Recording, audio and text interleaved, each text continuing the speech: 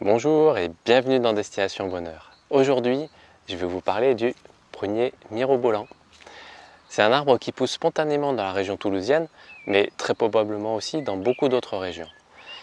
Il est assez peu planté par les jardiniers qui soit ne le connaissent pas, soit considèrent que ses prunes sont un peu flotteuses et sa peau est acide.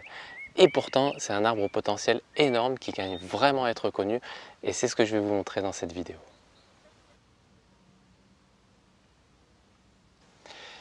D'abord, la prune est délicieuse. Sa peau est bien sûr acide, mais il suffit de la recracher en même temps que le noyau et c'est aussi simple que ça. Elle est en plus très désaltérante, ce qui est bienvenu fin juin, début juillet, à un moment où il fait souvent très chaud. Et on peut en faire une confiture délicieuse qui est parmi les meilleures. Elle est en plus très facile à préparer car il est inutile de dénoyauter les prunes. Avec sa consistance, les noyaux se détachent très facilement de la chair pendant la cuisson. Il suffit alors de les récupérer avec un écumoire. Difficile de faire plus simple. Le prunier mirobolant est aussi particulièrement intéressant pour sa production énorme. Pour vous donner une idée, l'adjectif mirobolant vient de cet arbre. Regardez derrière moi la quantité de fruits qu'il porte. Et ça fait déjà une semaine que nous en mangeons. Même en mangeant énormément, en faisant des confitures, en donnant aux voisins, en donnant autour de nous, consommons jamais la totalité. Et c'est aussi un des premiers fruits de la saison, juste après la cerise. C'est en tout cas une des premières prunes à mûrir.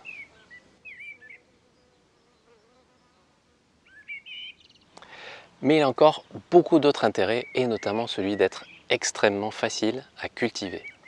Il est très rustique, il supporte la chaleur, la sécheresse, autant que les terres détrempées, le froid ou la terre argileuse, y compris lorsqu'elle est très pauvre.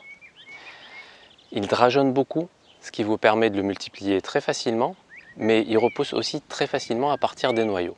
Les oiseaux le replantent d'ailleurs fréquemment dans le jardin.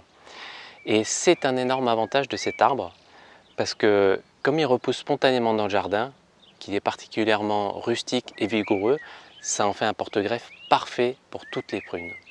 Il est possible par exemple d'y greffer des mirabelles, des prunes d'Agen, des prunes d'Antes, des reines claudes ou des quetch ou encore d'autres prunes.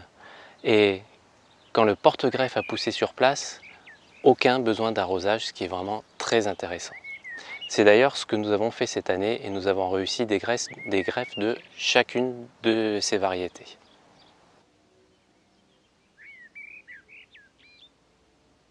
Il donne également une ombre fraîche, ce qui est bien agréable lors des grosses chaleurs.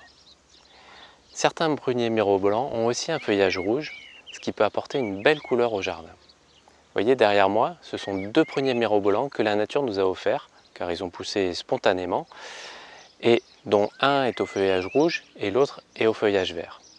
Celui au feuillage rouge est d'ailleurs légèrement plus précoce que celui au feuillage vert, et nous avons déjà mangé toutes ces prunes.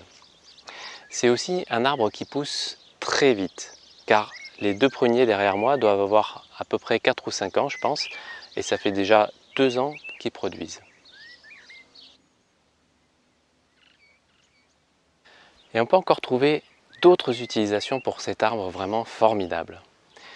Ceux qui sont équipés d'un alambic peuvent en faire de l'alcool de prune, et les poulettes aiment aussi manger les prunes mirobolantes, donc c'est parfait pour leur enclos, d'autant que ça leur procure également de l'ombre. Le prunier mirobolant fournit aussi de l'eau à toute une microfaune du jardin, et on voit souvent les abeilles venir sur les prunes très mûres qui perlent un petit peu. Enfin, les drageons font des tiges très droites qui peuvent être utilisées comme des tuteurs si vous décidez de les couper. Comme il pousse très vite, il peut aussi être utilisé comme paillage en mettant des branches taillées au pied des arbres. Et chez nous, il sert également pour laisser grimper la vigne. Vous voyez, ça fait tuteur à vigne et on a 2 fruits au même endroit. C'est juste l'abondance. Bref, vous l'aurez compris, ici, c'est un arbre qu'on adore et qui nous offre l'abondance et qui a énormément d'avantages. Vous pouvez d'ailleurs en avoir gratuitement chez vous. Il suffit d'aller se promener le long des chemins pour ramasser les prunes du mirobolant, vous en régaler et en replanter les noyaux. J'espère que ça vous aura inspiré, que vous aurez le bonheur de profiter des pruniers mirobolants dans votre jardin et je vous dis à très bientôt.